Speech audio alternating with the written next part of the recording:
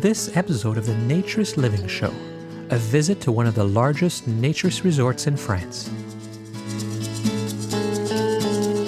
This episode of the Naturist Living Show is brought to you by Bare Oaks Family Naturist Park. At Bare Oaks, we offer traditional naturist values in a modern setting. Free your body, free your mind. www.bareoaks.ca.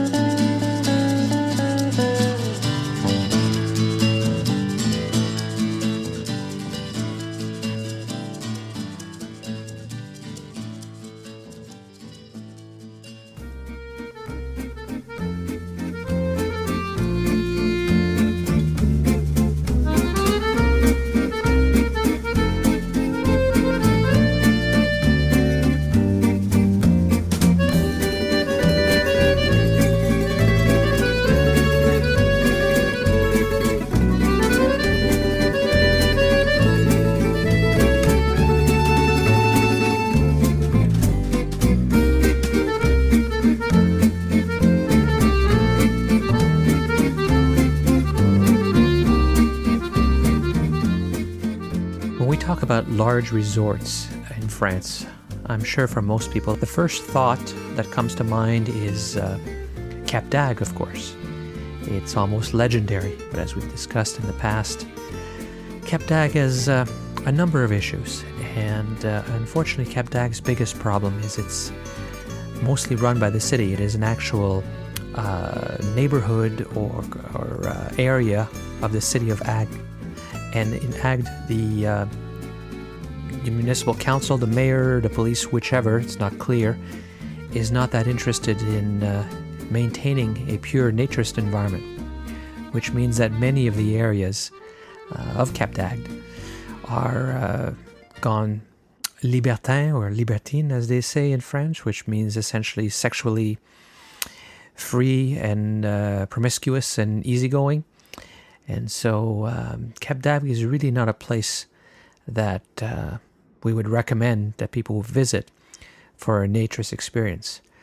But that's okay, because it's not the only large naturist resort in France. There are several on a similar scale. Of course, the other ones aren't as urban as Cap d'Agde. Cap d'Agde actually has high-rises and buildings and concrete everywhere. It really is a city. But to get a true naturist experience, it might actually be better to visit a more natural environment, get a little closer to the nature part of naturism. So it's with that I was very pleased to accept an invitation in September that just passed, September of 2012, by the management of a naturist resort called Montalivet, CHM Montalivet to be specific, which is just outside of Bordeaux, on the Atlantic coast of France, in the southwest corner, if you will, of the French Pentagon, as they refer to their country, is roughly shaped like a pentagon. CHM Montalivet is a really, truly incredible experience. And let me take you back by telling you a little bit of that story of my stay there.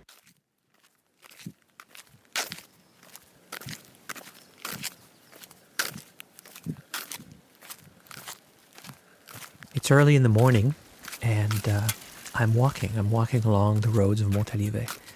Most of the area is made of dunes and sand, and the roads, though, are well packed down with gravel. And as I'm walking along, it's early in the morning, around 7:30. The sun's already up in the sky. It's cool because it's September, but the warmth of the sun is unmistakable. It's going to be another hot day. Everywhere I walk, I can hear the waves of the ocean in the background. And all around me, besides obviously all the trailers and tents and bungalows, are tall pine trees that were planted shortly after World War II and are now grown into very, very tall, majestic pines in the dunes and sands of the Atlantic coast.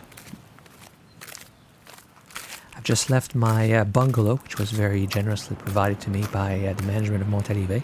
A very comfortable place to stay. I have 3 bedrooms. I'm alone in 3 bedrooms. I'm staying, of course, in the master bedroom with a double bed. I have a kitchen, a little living room, a very nice deck with another outdoor table and with a little awning over to protect me from the noonday sun. And I'm doing as most people seem to do in Montalivet. I'm walking towards the commercial center. And in the commercial center, there's 20 to 30 businesses that are grouped in this open area, open sort of mall feeling. No mall like a strip mall because there's no cars and there's no parking. It's grass and trees, but still little shops all around. And despite the fact it's September, it's still relatively busy. I see people coming back with their baguette in all directions, on bicycles coming by and walking, everybody carrying their baguette, as is the ritual of the French, because yesterday's baguette is not worth anything anymore. It's no good. You only eat fresh bread. So you get up in the morning to get your fresh baguette.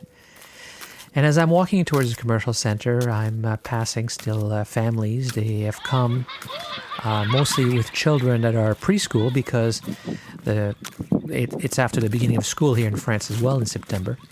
But there are specials and deals. The weather's still great in Montalivet in the south of France.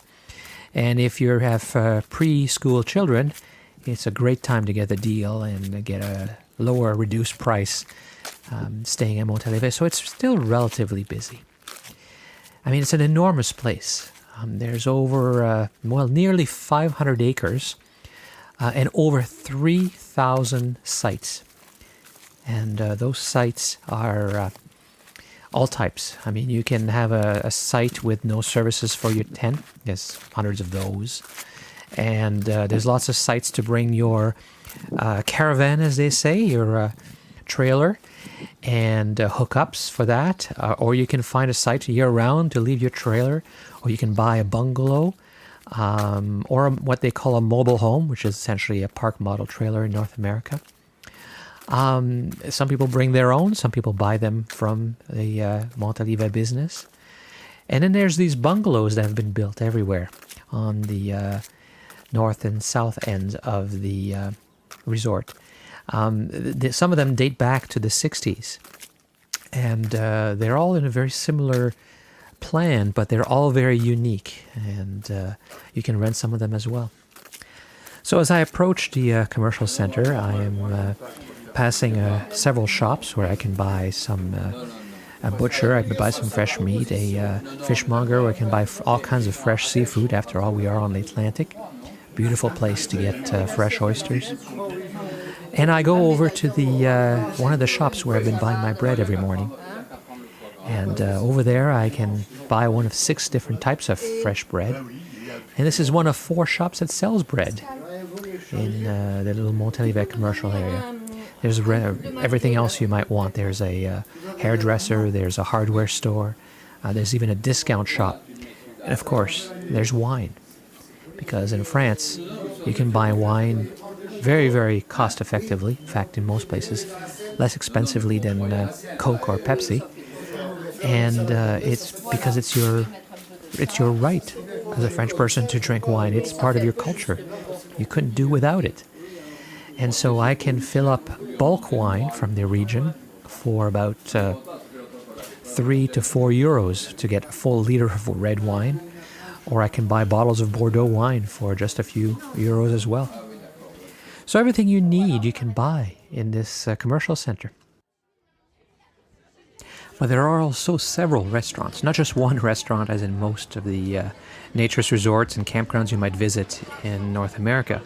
I think there are maybe 5, 6, at least 5 or 6 restaurants you can go to from a place that makes excellent prepared meals that you take away. So you can take it back to your bungalow or your cabin or your tent or eat it at one of the picnic benches, to a fish restaurant and a crepe restaurant and a few general restaurants and a little coffee shop.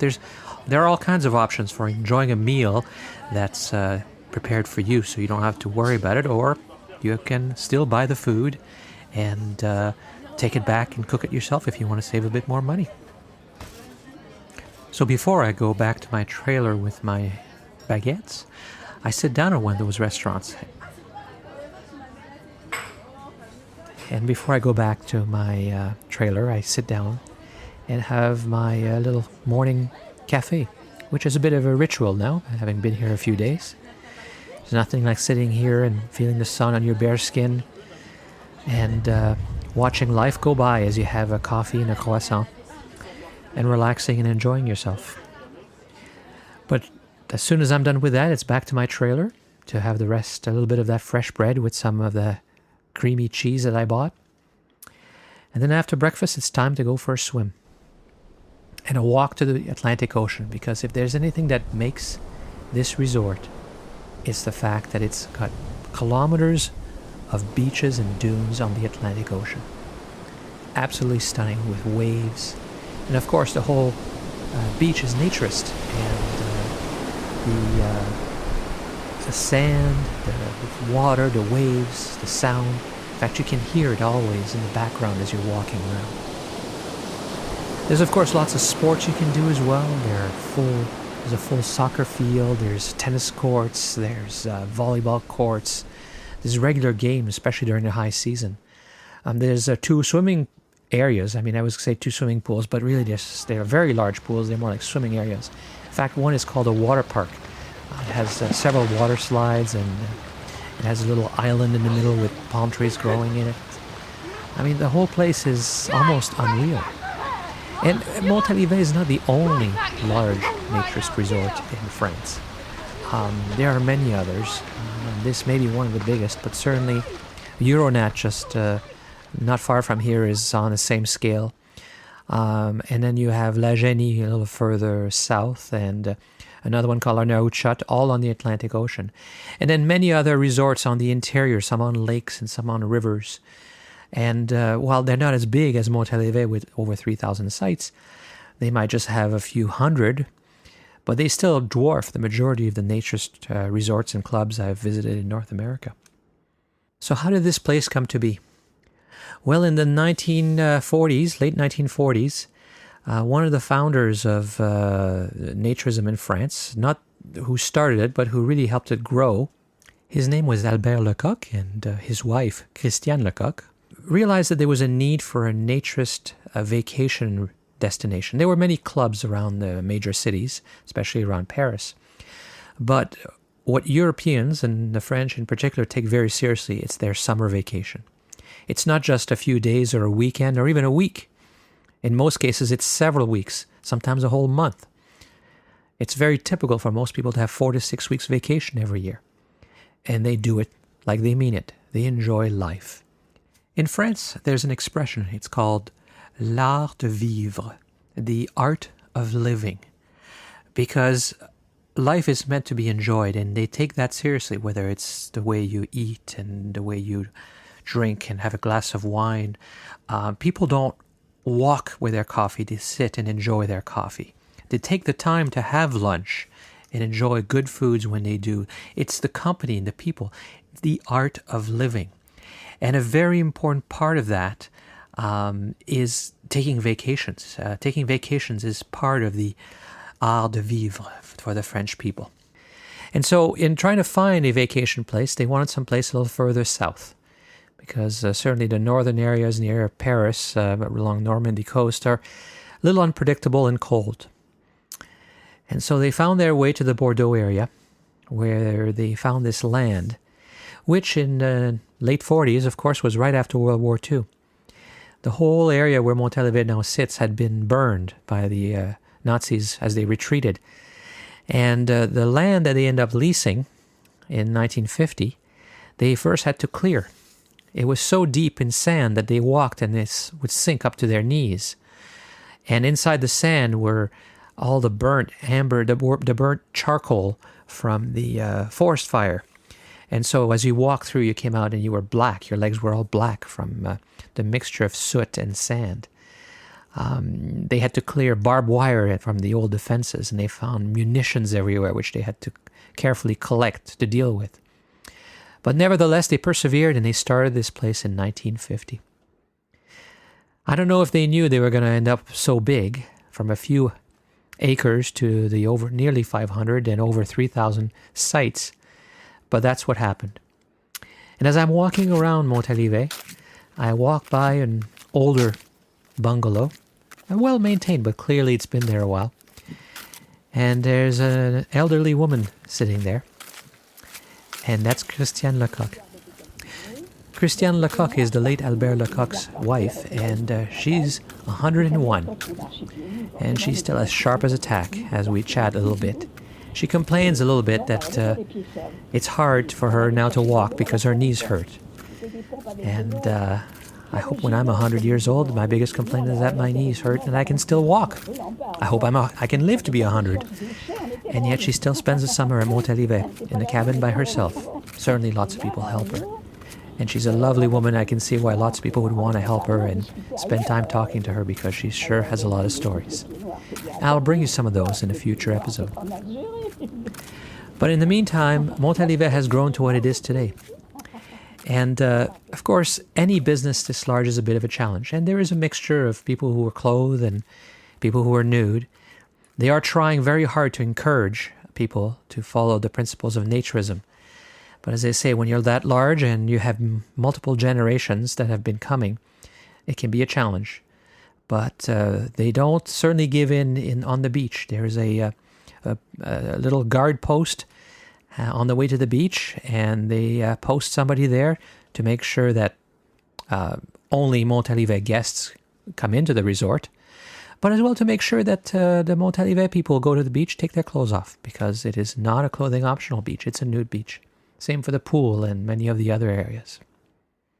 But it's still a mixture, and it's still a challenge. And not just a challenge in terms of naturist values, but a challenge in how you run a place that large.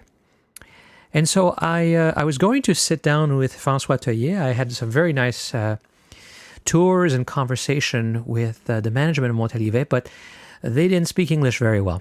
However, they said that the marketing director or business director, François Tellier, spoke English very well, but unfortunately he wasn't there during my visit. But I caught up with him by telephone just a few days ago. Okay, my name is François Tellier. I'm the sales and marketing manager of the campsite of the CHM Montalivet, and I've been in the CHM for 6 years now. So, describe for us a little bit, for the listeners, what is the CHM Montalivet? So the CHM Montalivet is the oldest naturist campsite in Europe. It was created in 1950 by Albert Lecoq. In fact, he was looking for a place where he could join friends to practice naturism. So they've been looking all over France, and they found this place in Montalivet on the Atlantic coast at it's about 87 kilometers north from Bordeaux. And they decided to create a campsite. This campsite is 200 hectares, the size. And we have 3,200 pitches. We have bungalows, mobile homes, and camping pitches as well. And we have 2,200 bungalows and mobile home owners, which means that they own their accommodation, but not the ground. They have to pay a loyer, rent. A rent. And so the 3,200 pitches, or campsites, as we might say in North America, that includes where the bungalows are as well?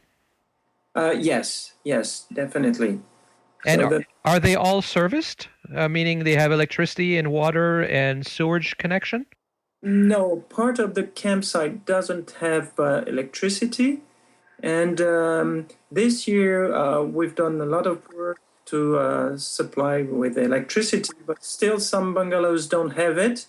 And some of our owners don't want to have electricity. They want to remain like it was in the early 1950s. They use the candle, and yes, they appreciate this way of life. And for those who don't have electricity, even assume that means no water as well. You must have facilities for them to shower and use toilets and things like that. Yes, well, they do have water, but mainly they appreciate to go in the public showers and to use different infrastructure. Sorry.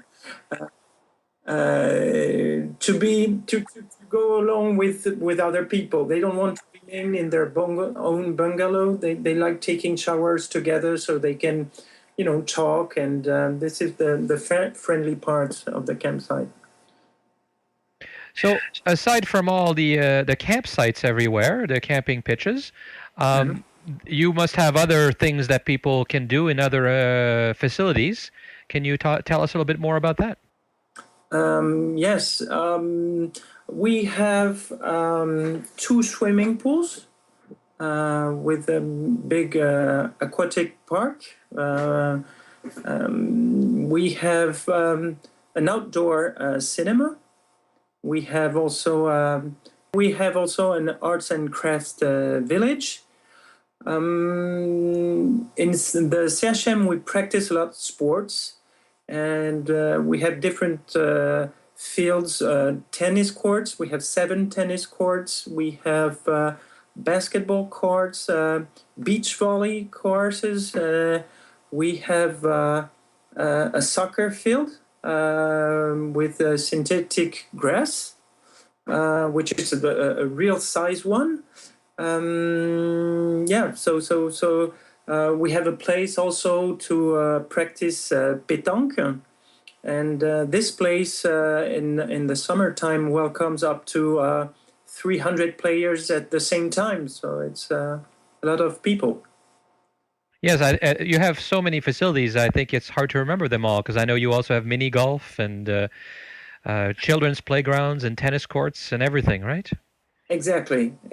But the best part, I think, is the beach. Yes, of course. The campsite is just near a beach with direct access to the beach.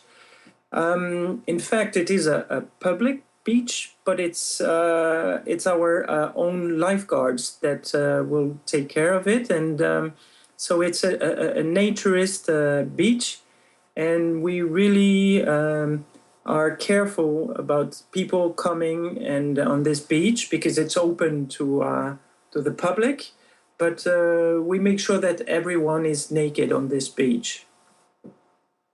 And when it comes time to have a drink or a meal or buy some things, do people have to leave and go into town?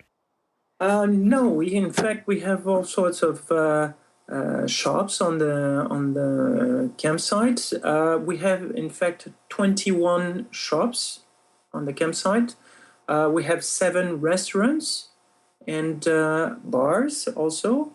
And otherwise you can go and buy your food. We have 3, we call it mini markets. And we have a butcher. We have a place to buy fish, which makes also restaurants. So you can buy your fish and they cook it for you. There is a place where you can rent bicycles. We have a hairdresser as well. So it's you can spend your holidays in the CHM without going outside. And without ever putting your clothes on. Right, exactly.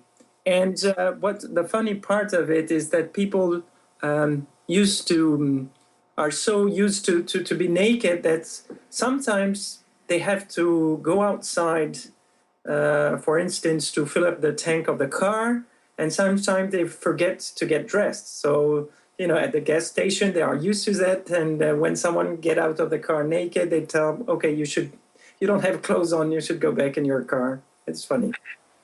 Well, my favorite part is because the French people are very passionate about fresh bread. And my favorite part was that every morning I could go and buy a baguette. I think I had the choice of 4 different shops while I was there where I could buy a baguette. Yes, that's right. That's right. And there's also a spa that I used while I was there. Yes, that's right.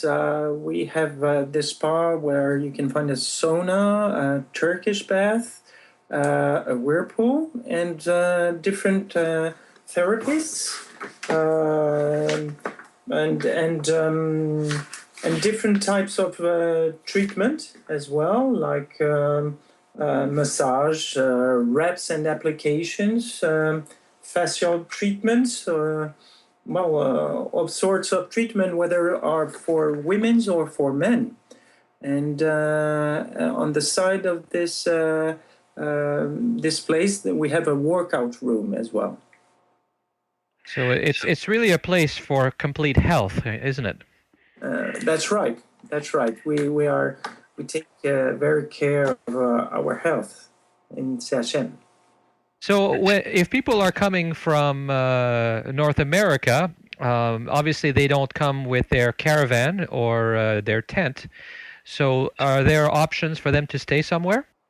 Yes, sure. We have different types of accommodations.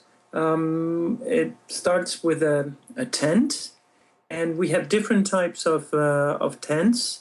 This year we are coming with 40 new tents, which will be low-cost tents, because we know that it's for some people it's difficult to come on holidays, so we wanted to have low prices products to offer, and then we have also different types of mobile homes, different sizes from 2-room to 3-room, and then we have chalets. And this year, and for this new season, coming season, we will propose also to rent bungalow owners' chalets. How busy does it get in the summer? How many people come to the CHM?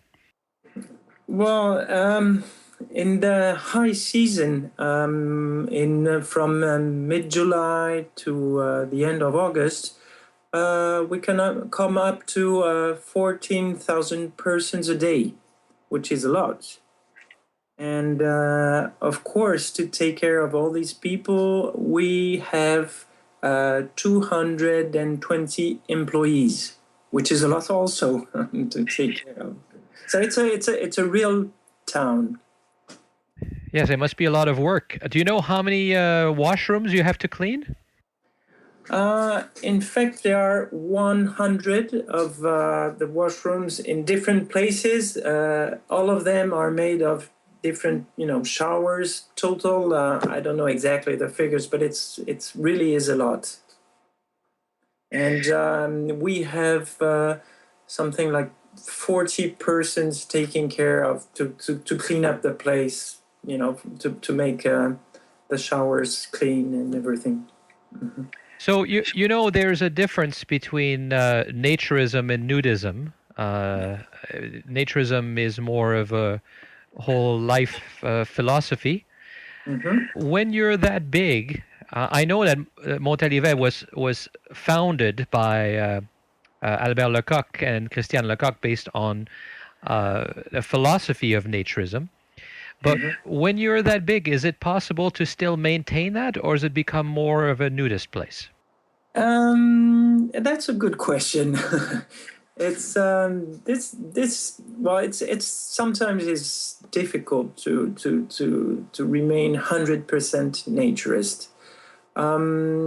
Each year we have campaigns to make people aware that they are in a naturist center and that they have to respect all the values of naturism and especially to remain naked when weather is possible.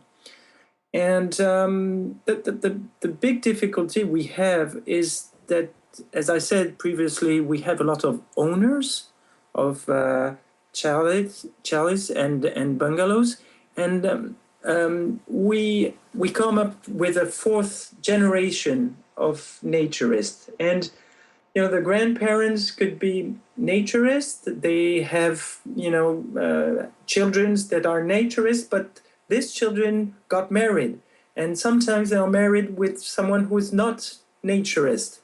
So the big problem is that, do you welcome these people who are not naturist, or just you don't welcome them? So it's difficult. So sometimes we have people who are dressed because they are not naturist, but we try to make them aware that they are in a naturist place and they should be naked. So things work out pretty well, but we have to be very careful. And each year we have some campaigns where we have big posters all over the way, everywhere in the campsite, to tell them, to remind them that we are in a naturist place. Yes, I didn't. I saw mostly people being nude when it was hot, and certainly I didn't see any people with bathing suits in the swimming pool or on the beach. I guess you don't allow that. This is completely forbidden, and our lifeguards and they will just tell the people not to go in if they want to keep their bathing suit on. So it's compulsory to be naked when you go to the beach and the swimming pool. But the more and more we tend to have all over in the campsite, even though in the shopping center, people naked. But as you said, with a lot of so many people, it's not 100% of people naked. But still, we are trying and moving forward to that. Next year, we will have more of our employees working naked, which was not like this 5 years ago. Our employees were working dressed with clothes on, and now they will be mainly naked. Do you have any problems finding employees? You need to hire a lot of employees. Anybody have any difficulty with the fact that they're going to work in a naturist resort? Well, we have we take care of that early before the season, so it leaves us some time to find these people. But mainly we have children from our bungalow owners, so they have grown in the CHM so they don't have problem with being naked for working. Otherwise, we try to find people that are naturists. So for that, we can have a help with the French Federation, Naturism Federation. They have a website, and with our website, we can find people. And how are you viewed by the community, by the village nearby, and the people who are not naturists? Well, they are used to it. I mean, CHM Montalivet was created over 60 years ago, and they are really, really happy because it brings up people in summertime. So life is in the village, and everyone is happy. And besides that, the people who live in the area, in the Médoc area, which is part of the Gironde department, are used to go and be naked at the beach, even though they are not naturists. They are nudists, at least. So what do you think is the future for Montalivet? Where is Montalivet going from here? Okay, the future for the CHM is that, in fact, each year we try to improve our services. We have analyzed that most of our customers are looking for better accommodation. They want to give up with they're coming with their tents, like in the I would say not in the old times, but several years ago, where a lot of people were going in campings with their tents. Now they are looking for better accommodations. They are looking for mobile home chalets.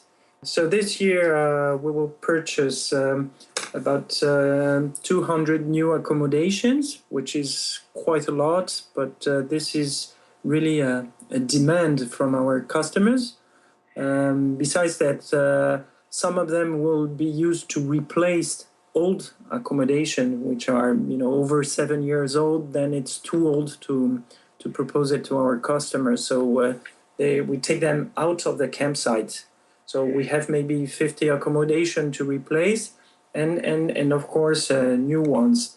But this year is a lot of accommodation to be bring in the campsite, but we don't want too much also to expand because we are very aware and careful with the nature and ecology. We don't want to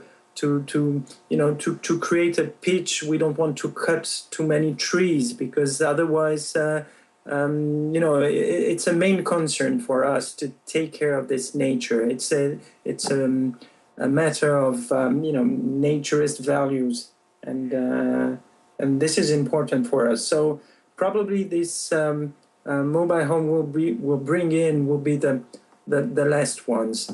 Then after it will be just de l'entretien. It will be just maintenance.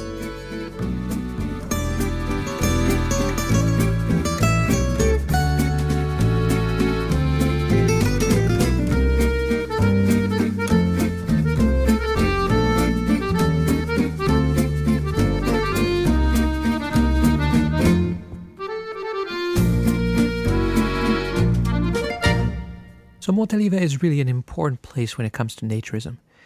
Naturism as a philosophy may have generally started in Germany, but it really evolved in France in terms of the elaborate resorts, and even the Germans don't have the best of weather, so they end up going to France. So Montalivet is where the French Federation, la Fédération Française de Naturisme, started, and where the first INF Congress happened. The INF was really founded in France in 1953 by Christian and Albert Lecoq.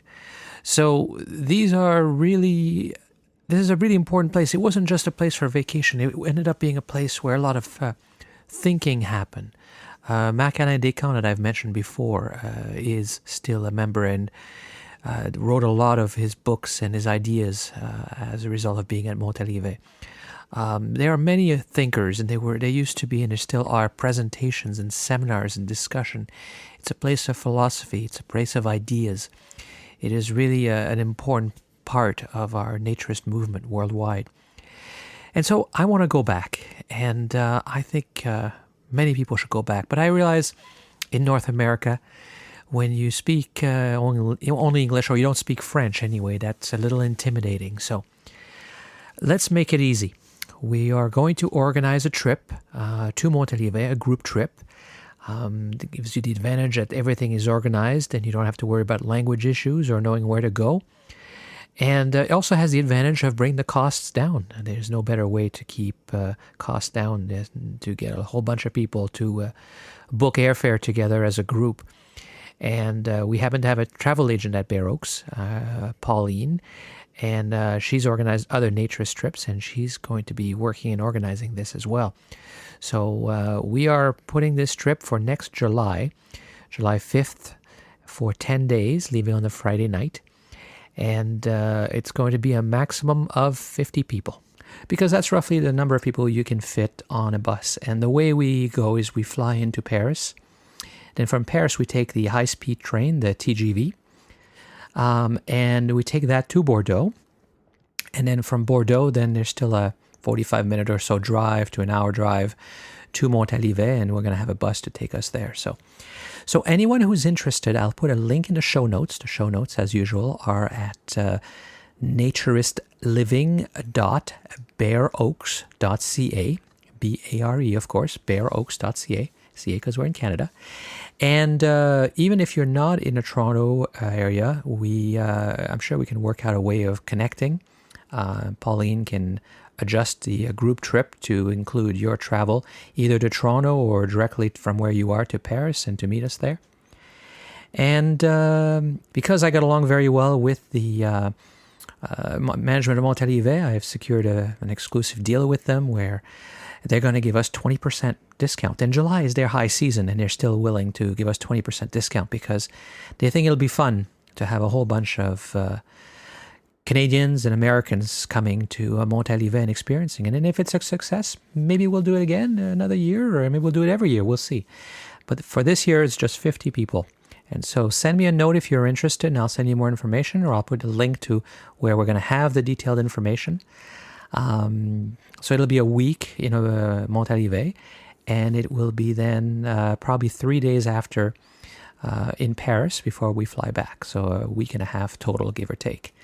And we'll also have a few optional excursions, visits around Paris, or a trip to visit a vineyard or a chateau in the Bordeaux area and learn about wine.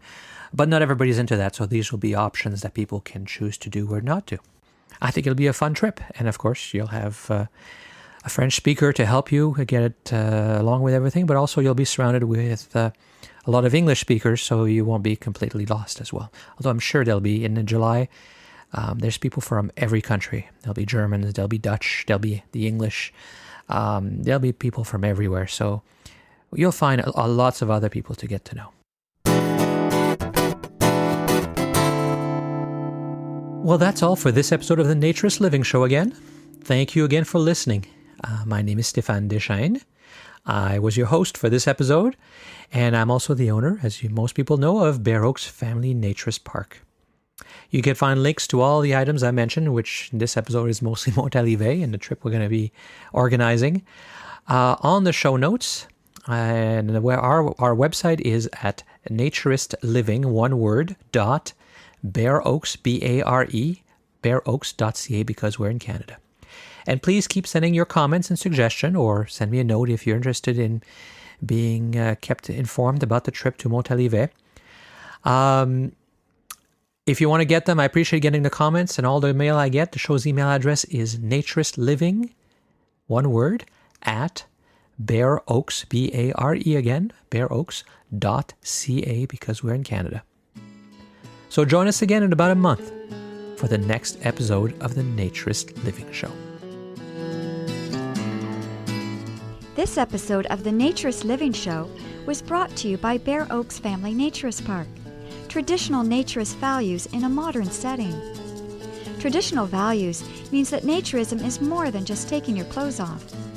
It is a life philosophy with physical, psychological, environmental, social, and moral benefits.